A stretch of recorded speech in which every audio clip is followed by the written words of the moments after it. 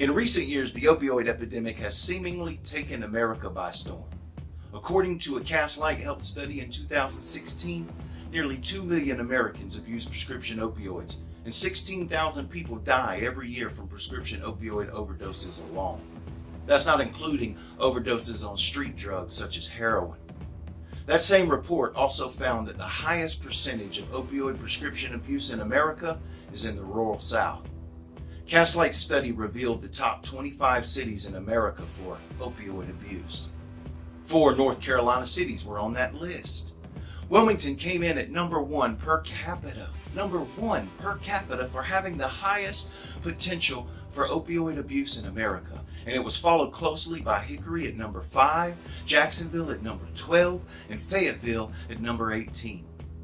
22 of the 25 top cities for opioid abuse in America are located in southern states, and Wilmington is at the very top of that list, with more than 11.6% of the population abusing opiates.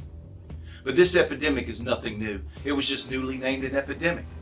See, despite the fact that some sources report that the opioid epidemic or the opioid crisis began in the late 1990s, this problem has actually plagued the U.S. since at least the mid-1800s. Opioids were being consumed in America long before the Civil War, and Civil War veterans whose injuries were treated with morphine left the war only to battle a new foe. They were some of the first victims of accidental opioid addiction, which is a term that we use to describe those who have become addicted to opiates while under the care of a doctor.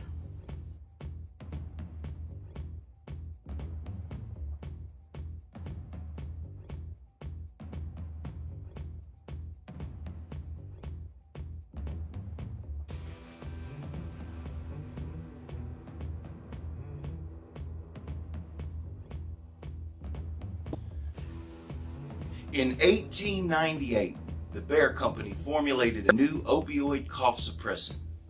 It was heroin. Yeah, you heard me correctly. Heroin was originally marketed by the Bayer Company on a commercial scale as cough syrup.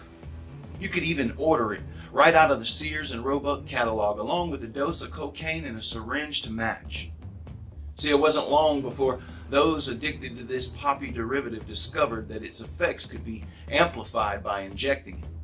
Because of the fact that opioids have the ability to relieve pain, these new drugs were now being used to treat pain by many in the United States as well. But U.S. citizens aren't the only ones affected by opioids in North America. See, our northern neighbors, Canada, have had their fair share of problems with opiates as well. And yet, at the beginning of the 20th century, there was more emphasis being placed on alcohol prohibition than widespread drug abuse. Now, according to the Drug Enforcement Administration, the federal government first recognized the drug problem when it took over the governing of the Philippine Islands after the Spanish-American War. The Right Reverend Charles H. Brent, the Episcopal Bishop of the Philippines, instigated the call for an international conference led by President Theodore Roosevelt to take steps to control the opium traffic in the Far East. They met in 1909 and again in 1911, and this led to the first international opium agreement. The problem with this is that the U.S. was working to restrict opium use in other areas while nothing was being done to control it at home.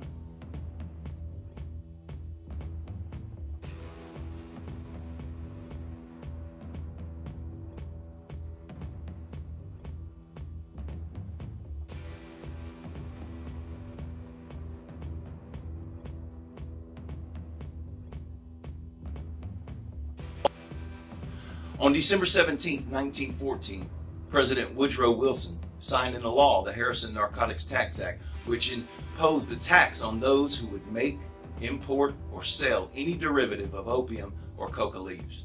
And by the 1920s, most doctors avoided treating their patients with opioids. Eventually, heroin was outlawed, and it finally became illegal in 1924.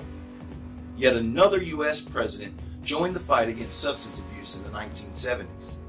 Because illegal drug use had escalated so much, it caught the eye of President Gerald Ford, who declared war on drugs. In his special message to the Congress on April 27th in 1976, Mr. Ford said this. He said, "The time has come to launch a new and more aggressive campaign to reverse the trend of increasing drug abuse in America. And this time, we must be prepared to stick with the task for as long as necessary." Well, here at CapeSide Addiction Care and Addiction Care 101, we are aggressively attacking opiate abuse with medication-assisted treatment. And I assure you that our staff members are prepared to stick with the task for as long as necessary. See, in the past, we've had patients come to us because their previous doctor had closed their practice or retired. The clients were sometimes fearful that they might have that same experience with us. Well, let me assure you, just as I have assured others in the past, that here at CapeSide and here at A101, we offer stability in our program. This program doesn't rely on one or two people to get you the care that you need. But we have over 40 team members made up of doctors, nurse practitioners, counselors, therapists, medical assistants, administrators, and so much more who are here to make sure that you receive the care that you deserve. There are 3 key components to medication-assisted treatment. The first is medication. The doctors work with each client to find the right medication for them. They currently provide Suboxone, Subutex, Zubsolv, and Bunavail for our addiction patients. And our psychiatrists and psych MPs also work to provide mental health treatment and medications to patients in need of these services. We find many times that when the mental health issues are addressed, that it truly helps the client to obtain and maintain their sobriety. Now, the second key component in M.A.T is counseling. See, we have several counselors that are on call day and night to help our clients with whatever needs that they may have. We offer over 25 group counseling sessions per week, and we also provide individual sessions for our clients as needed. The counselors are hands-on, and they advocate for the clients in many areas. We are there in the beginning of treatment to handle the client's screening, intake, orientation, and to do their assessment. We continue to work with the client through treatment planning, through counseling, through case management, through crisis intervention, and even client education. We help our clients with referrals to help them receive the best care possible, and we document the client's progress.